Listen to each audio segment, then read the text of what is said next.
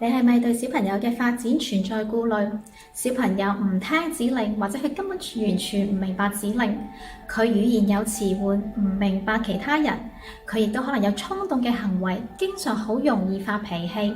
佢甚至有啲異常嘅行為、自殘嘅行為，或者係傷害他人一啲嘅嚴重行為問題。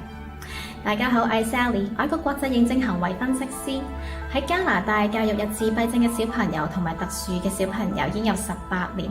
喺呢18年嘅期間，我亦都擔任過多年嘅影子老師，喺公校裏面去教小朋友點樣去慢慢去一步一步去學習校園嘅生活。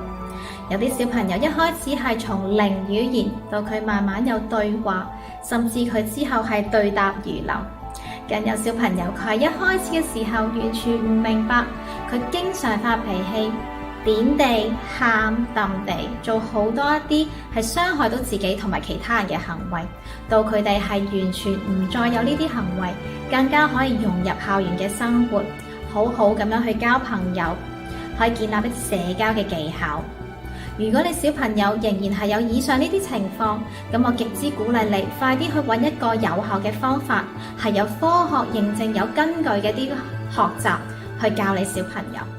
如果你嘅小朋友已經被診斷患有自閉症或者係過度活躍症等等嘅，我更加鼓勵你唔好再猶豫，快啲 click 入嚟。喺呢一個課程，我將會一步一步咁帶你去同你小朋友走向正確嘅方向。我希望不久嘅將來可以同你一齊見證小朋友嘅進步，